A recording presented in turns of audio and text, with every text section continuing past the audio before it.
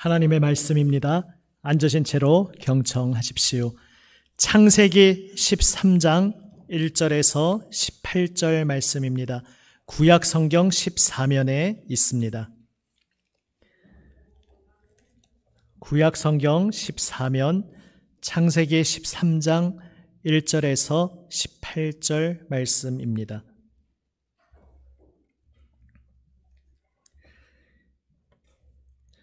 본문이 조금 긴 편이지만 전체 맥락을 보기 위해 읽습니다. 제가 한 절, 여러분이 한 절 번갈아 교독하고 18절은 함께 읽겠습니다. 제가 먼저 13장 1절을 읽습니다. 아브라함이 애굽에서 그와 그의 아내와 모든 소유와 롯과 함께 네겝으로 올라가니 아브라함에게 가축과 은과 금이 풍부하였더라. 그가 네겝에서부터 길을 떠나 베델에 이르며 베델과 아이 사이 곧 전에 장막 쳤던 곳에 이르니 그가 처음으로 그가 거기서 여호와의 이름을 불렀더라. 아브라함의 일행 롯도 양과 소와 장막이 있으므로 그 땅이 그들이 동거하기에 넉넉하지 못하였으니 이는 그들의 소유가 많아서 동거할 수 없었음이니라. 그러므로 아브라함의 가축의 목자와 롯의 가축의 목자가 서로 다투고 또 가나안 사람과 브리스 사람도 그 땅에 거주하였는지라. 아브라함이 롯에게 이르되 우리는 한 친족이라. 나나 너나 내 목자나 내 목자나 서로 다투게 하지 말자. 내 앞에 온 땅이 있지 아니하냐. 나를 떠나가라. 내가 좌하면 나는 우하고 내가 우하면 나는 좌하리라. 이에 롯이 눈을 들어 요단 지역을 바라본즉 소알까지 온 땅에 물이 넉넉하니 여호와께서 소돔과 고모라를 멸하시기 전이었으므로 여호와의 동산 같고 애굽 땅과 같았다. 그러므로 롯이 요단 온 지역을 택하고 동으로 옮기니 그들이 서로 떠난지라. 아브라함은 가나안 땅에 거주하였고 롯은 그 지역의 도시들에 머무르며 그 장막을 옮겨 소돔까지 이르렀더라. 소돔 사람은 여호와 앞에 악하며 큰 죄인이었더라. 롯이 아브라함을 떠난 후에 여호와께서 아브라함에게 이르시되 너는 눈을 들어 너 있는 곳에서 북쪽과 남쪽 그리고 동쪽과 서쪽을 바라보라. 보이는 땅을 내가 너와 내 자손에게 주리니 영원히 이르리라. 내가 내 자손이 땅의 티끌 같게 하리니 사람이 땅의 티끌을 능히 셀 수 있을진데 내 자손도 세리라. 너는 일어나 그 땅을 종과 횡으로 두루 다녀보라. 내가 그것을 내게 주리라. 이에 아브라함이 장막을 옮겨 헤브론에 있는 마므레 상수리 수풀에 이르러 거주하며 거기서 여호와를 위하여 제단을 쌓았더라. 아멘. 살아계신 아버지 하나님, 여기까지 저희가 걸어온 모든 길 오직 주님의 은혜임을 고백합니다. 이 죄인 괴수 십자가 보혈 은혜로 구원하시고 또 무한하신 사랑으로 품으시며 여기까지 인도해 주셨기에 오늘도 아버지 하나님 주님 주신 생명으로 오늘 이 시간 아버지 앞에 엎드려 예배합니다. 주님 말씀을 사모하며 기다립니다. 주여 사랑하시는 자녀들을 위하여 예비하신 생명 말씀을 이 시간 들려주시옵소서. 말씀으로 저희의 심령을 새롭게 하여 주시옵소서. 주님 세우신 말씀에 종을 붙드시고 아버지의 말씀을 담대히 순전하게 전하게 하여 주시옵소서. 살아계신 우리 구주 예수 그리스도의 이름으로 기도드립니다. 아멘. 할렐루야. 아멘. 오늘은 부활절 6번째 주일이면서 또한 특별히 어버이 주일입니다. 이 주일을 맞아서 하나님께서 우리에게 베푸신 모든 은혜, 특별히 늘 하나님 베푸시는 손길에 통로가 있는데 그 귀한 통로로 우리에게 허락하신 우리 육신의 어버이 또 영적인 어버이 그 손길 사랑에 더욱 깊은 감사의 마음으로 주님 바라보는 복된 시간 누리시기를 주님의 이름으로 축복합니다. 아멘. 제가 퀴즈를 하나 드리겠습니다. 교도소 아시죠? 교도소와 교회의 공통점이 무엇이겠습니까? 여기 너무 쉬웠던 것 같습니다. 상품을 안 걸었던 것이 다행입니다. 맞습니다. 교도소와 교회의 공통점은 죄인들이 모여 있는 곳이라는 것입니다. 그런데 차이점이 또 있다고 할 수 있습니다. 들은 얘기지만은 보니까 교도소에 모인 분들은 하나같이 저 사람들은 다 죄가 있어도 나는 죄가 없다. 나는 죄가 없는데 여기 억울하게 와 있다. 이렇게 말씀들을 하신다고 들었습니다. 그런데 우리 교회는 내가 죄인입니다 라고 고백하며 모여 있습니다. 그런데 여기서 한 번 더 생각을 해보게 됩니다. 정말로 우리는 내가 죄인입니다라고 나의 깊은 진심, 깊은 마음에서부터 정말 그렇게 고백하고 있을까? 혹시 나는 죄인이 아니다라고 나도 모르는 사이에 입술로는 그렇게 말하지 않지만 그런 마음 자세로 살아가고 있지는 않은가? 이렇게 우리 스스로를 돌아보게 됩니다. 저는 죄인입니다라고 고백하는 것이 어떤 의미인지 생각해 보게 됩니다. 우리가 교회에서 모여서 우리가 죄인이라는 고백을 특별히 장로교회에서는 더더욱 강조하면서 하다 보니까 이제 교회를 처음 나오기 시작한 분들도 그게 아마 인상이 강하게 박히시는 것 같습니다. 그래서 교회에 처음 신앙생활하기 시작한 분이 아직 교회 다니지 않는 친구에게 그런 말을 하는 것을 들었습니다. 야, 너 교회 새로 간다면서 교회에서도 새로 배운 것 좀 나한테 말해줘 봐봐 하니까 하는 말이 당신은 죄인이야. 당신은 죄인이야. 그래서 왜 내가 죄인이야? 그러니까 몰라 나도 이제 지금 처음 배워서 잘 모르는데 아무튼 당신은 죄인이야. 이제 이렇게 얘기하면서 그 얘기를 들으면서 얼만큼 교회에 가면 처음 아주 인상적으로 듣는 것이 내가 죄인이라는 가르침이구나. 다시 한번 실감하게 됩니다. 그런데 요즘 그 가스라이팅이라는 단어가 종종 유행하지 않습니까? 짤막하게 말하면 누군가를 향해서 좀 쇠뇌해서 너는 이런 자다라고 자꾸 그 잘못된 생각을 심어줘서 그 사람을 제한하고 압박하고 이렇게 하는 그러한 것을 가리키는 단어인데요. 교회가 모인 사람들로 하여금 당신은 죄인이다라고 가스라이팅하는 장소냐 하면 사실 그런 의미는 아닌데 어쩌면 우리가 신앙생활하면서 하도 교회에서 그 가르침부터 핵심으로 듣다 보니까 그렇게 가스라이팅을 당하면서 이게 기독교 신앙이라고 우리가 오해하고 있을 수도 있겠구나 이런 생각을 하게 됩니다. 우리가 나 자신뿐만 아니라 세상에 살면서 다른 사람에게도 마찬가지입니다. 우리가 죄인임을 고백하면서 십자가 앞에서 내가 죄인임을 고백하는 거기에 생명이 있다는 것을, 죄 용서가 있다는 것을 우리는 알았기 때문에 이제 세상도 그것을 알기를 우리가 원합니다. 그래서 세상으로 하여금 당신은 죄인입니다. 지금 당신은 죄로 인해 뒤틀려 있는데 예수님 믿으면, 예수님 십자가 앞에 나오면 당신은 구원받을 수 있습니다. 이것을 간절히 말해주기 원하는 것이 우리 심정일 수 있습니다. 그래서 우리가 복음을 전합니다. 그런데 그러한 자세 가운데 어느새 이렇게 오해를 할 수 있다는 것이죠. 우리 기독교 신앙에 대해서 내가 지금 살고 있는 그 모든 것들이 다 마음에 안 드는 겁니다. 세상 돌아가는, 속된 표현을 쓰면 꼬라지가 이게 영 마음에 안 드는 겁니다. 오늘 출근을 하면서 맞닥뜨리는 사람, 일터에서 또 내 가정에서 심지어는 교회 공동체에 나왔는데도 진짜 세상은 죄로 가득하구나. 이렇게 어떻게 마음에 드는 게 하나도 없냐. 진짜 세상 돌아가는 꼴 봐라 하면서 이 세상이 내가 기대하는 완벽한 그림과는 너무 달라서 나도 마음이 괴롭고 그래서 아니야 이거는 제대로 된 세상이 아니야. 주여 빨리 오셔서 좀 다 때려 부셔 주십시오. 빨리 다 뜯어 고쳐 주십시오 하면서 주님이 다시 오실 때까지 기다릴 것 없이 지금 오늘 현실 속에서도 내 간절한 기도의 부르짖음에 응답해 주시기를 기대하면서 좀 우리 기독교 신앙에 대해서 오해하고 있을 수 있습니다. 주여 간절히 부르짖으면서 주님 제 아내가 제 남편이 왜 어쩌면 저렇습니까? 주님 제 기도 들어주셔서 좀 제가 시원하게 느낄 정도로 빨리 좀 뜯어 고쳐 주십시오.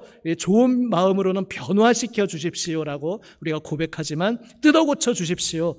주님 저를 둘러싸고 있는 제 지금 가정, 일터, 심지어 교회 공동체 하나도 마음에 드는 게 없습니다. 이렇게 현실을 부정하게 될 수 있습니다. 그리고 그냥 나를 지금 둘러싸고 있는 현실을 없는 것으로 여기면서 빨리 주님의 권능으로 이것들을 다 삭제시켜 주시고 이 무언가 열등하게 잘못된 세상들은 다 불태워 없애버려 주시고 좀 제대로 된 올바른 것들을 세워주시기를 원하는 것이 기독교 신앙이라고 우리가 그렇게 오해할 수 있습니다.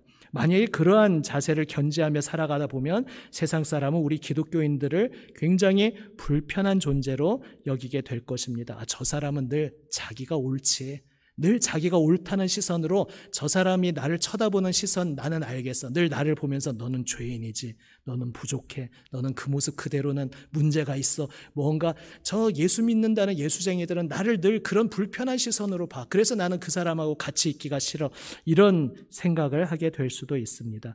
그 사람이 불편할까 봐 우리가 조심하자는 차원의 얘기를 하는 것이 아니라 정말로 예수님의 십자가 복음의 본질이 이것일까? 우리가 십자가 그 보혈을 흘리신 주님 앞에서 저는 죄인입니다 고백하며 그 나의 죄를 씻어주신 예수님의 보혈 은혜에 감사하는 것이 우리 신앙의 핵심인 것은 맞는데, 그것이 우리 자신을 향해서나 세상을 향해서나 소위 가스라이팅을 하면서 사는 그것이 우리의 기독교 신앙인지 우리 스스로 다시 생각해 볼 필요가 있습니다. 다르게 표현하면 우리는 신앙의 이름으로, 예수의 이름으로 내 마음에 쏙 드는 이상적인 세계를 꿈꾸면서, 그런데 늘 내 주변을 둘러싸고 있는 게 이상적일 수가 없습니다. 그러니까 늘 마음이 불만, 불편함, 원망, 미움으로 가득한, 무언가 불만족이 가득한 삶을 살아가게 되는, 기독교인의 본질이 그게 아닌데 오해를 하다 보니 그것이 기독교인의 삶인 것처럼 우리가 살아가게 될 수 있습니다. 내 마음에 쏙 드는 이상적인 세계를 꿈꾼 한 사람이 있었습니다. 바로 오늘 본문의 롯입니다. 롯에게 먼저 선택권을 아브라함이 줍니다. 그러자 롯이 눈을 들어서 바라보았다 말하고 있습니다. 그가 눈을 들어서, 그 자신의 눈을 들어서 바라본 기준은 무엇인가? 어디를 택하면 그곳에 있는 여러 가지 조건들이 나에게 행복을 가져다 줄까? 지금 내 마음에 쏙 드는 이상적인 세계에 가장 가까운 곳을 그는 찾으려 했습니다. 나에게 만족을 줄 수 있는 행복의 조건들을 최대한 많이 확보할 수 있는 곳을 찾으려고 했습니다. 그렇게 보니까 물질적으로도 풍요로워서 애굽과 같고 또 마음과 정신적으로도 충족감을 줄 것 같은 여호와의 동산처럼 보이는 요단강인 그 유역이 보였습니다. 결국 그는 자신의 그 판단 기준으로 그래도 제일 완벽에 가깝다고, 나에게 가장 행복한 환경을 제공해 줄 것이라고 기대되는 그 땅을 택해서 갔습니다. 우리가 결과를 알고 롯에 대해서, 또 다른 사람들에 대해서 야 어리석다 이렇게 쉽게 말할 수 있지만, 사실 이러한 기준으로 선택하는 것이 우리의 인지상정 아니겠습니까? 선택을 하라고 하는데 그러면 내가 어떤 선택을 해야 나에게 가장 불리할까, 나에게 가장 불행할까, 이런 기준을 가지고 선택하는 사람은 당연히 없을 것입니다. 조금이라도 나에게 행복의 조건을 줄 수 있는 것을 선택하려고 하는 것이 인지상정일 수 있습니다. 문제는 근본적으로 내가 눈을 들어 바라보는 기준 자체가 어디에 있는지 가장 근본적인 것을 우리가 생각해 볼 필요가 있다는 것입니다. 우리는 롯의 그 인생의 결말을 알고 있습니다. 그래서 롯이 선택한 기준 자체가, 선택한 방식 자체가 무언가 생명의 길이 아니었다는 것을 우리는 알고 있습니다. 조금 다른 이야기지만은 예전에 한번 그런 말씀을 드린 적이 있습니다. 예전에 갑작스럽게 그 전도사 사역하던 교회에서 함께 교제하던, 소그룹에서 교제하던 청년이 갑자기 세상을 떠나고 그 장례를 마치고 돌아오는 길에 그 연장선에서 질문을 하신 것 같습니다. 그 청년을 참 아끼고 멘토와 같았던 남자 집사님이 아직 새파랗게 젊은 전도사인 저에게 그런 질문을 하시더라고요. 왜 하나님이 세상에 십자가를 탁 보여주시면서 나를 믿어라, 예수를 믿으면 구원받는다 이렇게 해주시면은 전 세계 사람들이 동시에 다 예수님의 십자가 복음을 믿고, 십자가 복음을 믿으면 구원받는다 약속하셨으니까 그럼 전 세계가 동시에 순식간에 다 구원받게 될 텐데 왜 그렇게 안 하실까요? 이런 질문을 했던 것이 아직도 깊이 기억에 남습니다. 그리고 그 질문에 대한 대답은 계속해서 저의 목회 여정에서 조금씩 그 답을 생각하고 묵상하게 되는 계기가 되었습니다. 예수님께서 그렇게 하시지 않는 이유는 복음의 본질이 무엇인가 그것과 아주 밀접한 관련이 있습니다. 그런데 그 얘기까지 하면 오늘의 주제에서 너무 벗어나서 멀리 가니까 복음의 본질 자체가 그러한 것이 아니라는 것은 다음에 좀 더 자세히 나누도록 하겠습니다.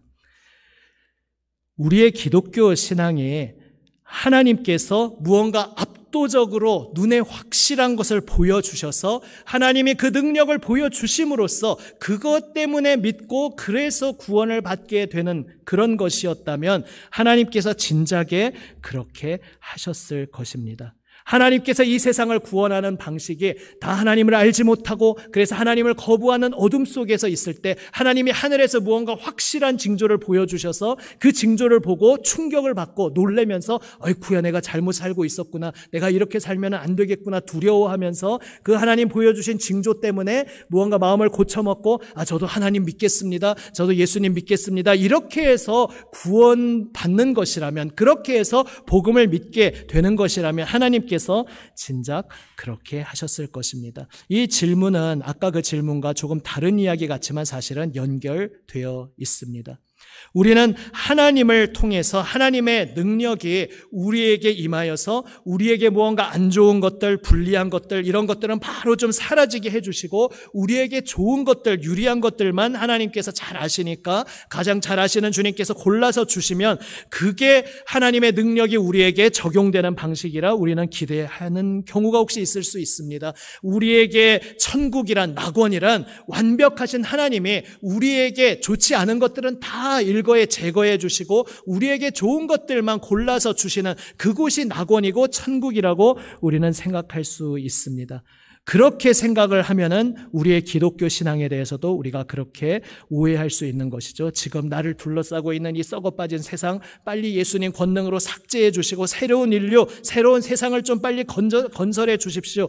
이렇게 하는 것에 구원의 길이 있다고 우리는 생각할 수 있습니다. 사실은 예수님 당시에 여러 유대 종파가 있었는데 열심당, 에세네파, 바리새파 다 너무 결이 다르지만 사실 그들의 공통점이 있었습니다. 기득권층인 사두개파는 아예 조금 다를 수 있습니다만 그 외에 방금 제가 언급한 종파들은 너무너무 결과 색깔이 다르지만 그래도 공통점이 있는데 그것이 바로 자신들의 잣대로 볼 때에 아닌 존재들, 썩어 빠진 존재들, 잘못된 존재들은 하나님이 빨리 다 삭제해 버리시고 지금 우리를 중심으로 해서 제대로 된 사람들로 제대로 된 세상을 빨리 하나님이 강압적으로 압도적으로 이루어 주실 것을 그들은 기대하고 있었습니다. 그리고 자신의 힘도 거기에 보태고자 하고 있었습니다. 그러나 그들 가운데 오신 예수님의 길은 그것과는 너무나 달랐습니다.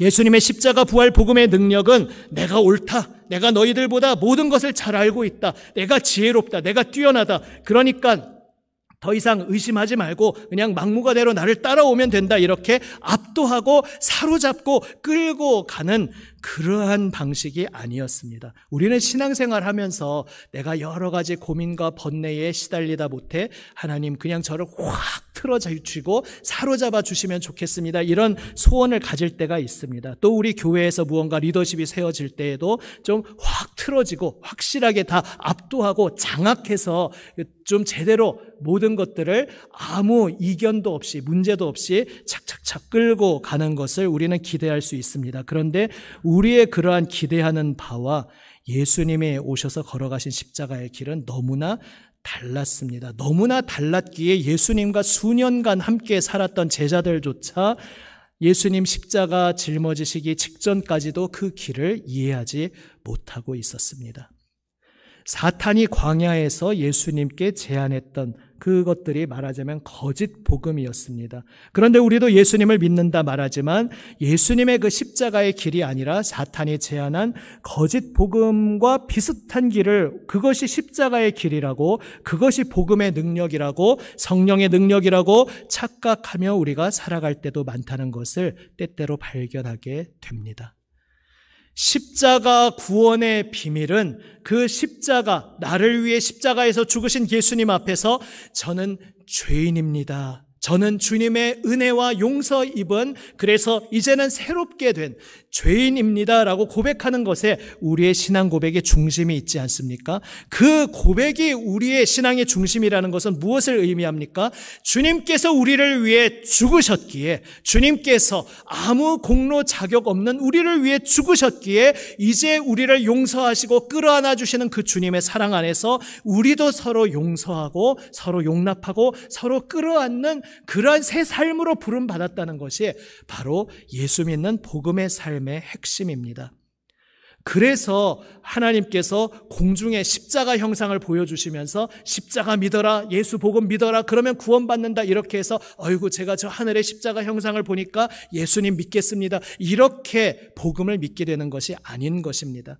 예수님께서 십자가에 달려 죽으신 것도 이 세상 가치관으로 볼 때는 전혀 능력의 길도 아니고 전혀 지혜의 길도 아니었습니다. 그러나 성령으로 거듭난 우리는 그 십자가야말로 하나님의 능력이요 하나님의 지혜임을 이제 비로소 깨닫고 날마다 배워가고 있습니다. 그런데 배워가는 중에 우리도 베드로나 제자들이 그러했듯이 때때로 혼돈하고 헷갈려 할 때가 있습니다. 예수님의 그 십자가의 길을 아직도 다 깊이 깨닫지 못했기에 십자가를 믿는다고 말하지만 사탄이 광야에서 제안했던 방식으로 압도적으로 강압적으로 장악하고 끌고 가는 바로 그러한 방식으로 하나님의 역사해 주시기를 우리가 여전히 기대할 때가 많습니다. 하나님이 이 세상을 구원하실 때 애초에 모든 인류에게 십자가를 기적으로 보여주시고 십자가에 매달리신 예수님이 하나님이 구원하신 대속주다라고 하늘에 좀 글씨도 써주시고, 그러니까 믿어라 좀 이렇게 해서, 그래서 믿어서 구원받아지는 것이라면 왜 진작 그렇게 안 하셨겠습니까? 그러나 예수님의 십자가의 길은 그분이 십자가에 달리신 그 과정 자체도 이 세상 가치관으로는 무력하고 아무 가치 없고 능력 없는 길로 보였을 뿐만 아니라 그 십자가의 복음이 전파되는 방식도 여전히 세상으로 볼 때는 어리석어 보이고 가장 무력해 보이는 방식, 바로 전도의 방식을 통해 전해지게 하셨습니다. 그래서 고린도전서에서 사도 바울은 이 십자가가 하나님에게 있어서는 지혜요 능력인데 이 십자가 복음을 전도에 미련한 것으로 전해지게 했다, 이렇게 바울 사도 자신이, 전도하며 살아가고 있는 사도 자신이 전도에 미련한 것이라고 이렇게 표현합니다.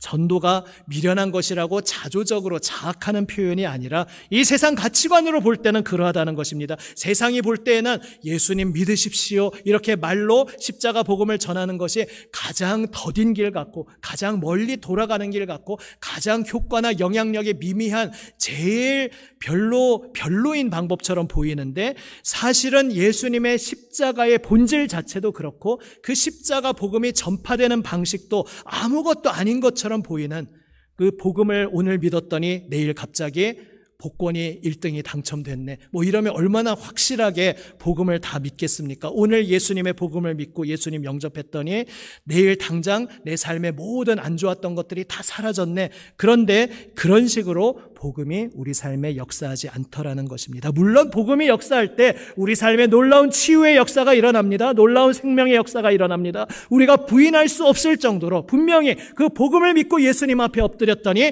나의 심령을 새롭게 하시고, 또 때로는 나의 육신도 고치시고, 또 때로는 경제력도 풀어주시고 내 삶에 놀라운 영향을 주시는 것을 우리는 분명히 경험합니다. 그러나 그럼에도 불구하고 여전히 이 거친 험한 세상 속에서 복음을 믿고 살아가는 삶이 여전히 무력해 보이고 무기력해 보이고 아무 효과도 보이지 않는 것처럼 또한 어떤 면에서 보이는 것도 사실입니다. 그런데 바로 거기에 복음의 핵심이 있는 것입니다. 무엇을 바라보느냐, 여기에 복음의 본질이 있습니다. 롯은 눈을 들어 바라보았습니다. 아브라함도 눈을 들어 바라보았습니다. 오늘 본문에 공교롭게 두 사람 다 동일한 표현이 반복되고 있습니다. 둘 다 눈을 들어 바라본 것은 똑같았습니다. 그런데 무엇이 달랐습니까? 롯은 눈을 들어서 자기가 이상적으로 생각하고 있는 것, 모름지기 살아가려면 이런 땅에서 살아야지, 나는 이런 땅에서, 이런 환경에서, 이런 가정을 꾸리고 이런 인생을 살아가리라. 자신이 꿈꾸던 그 이상에 따라서 그 이상에 가장 부합하는 곳이 어디일까? 그것을 잣대로 기준으로 해서 검색을 했고, 그렇게 검색하여서 결론 내린 그곳을 바라보며 거기로 나아갔습니다. 자신이 보고 싶은 대로 자신이 보고 싶은 것을 바라보았습니다. 그러나 아브라함이 눈을 들어 바라본 장면은 완전히 다릅니다. 롯이 떠나간 후에 하나님께서 말씀하시며 다가오십니다. 아브라함아, 눈을 들어라.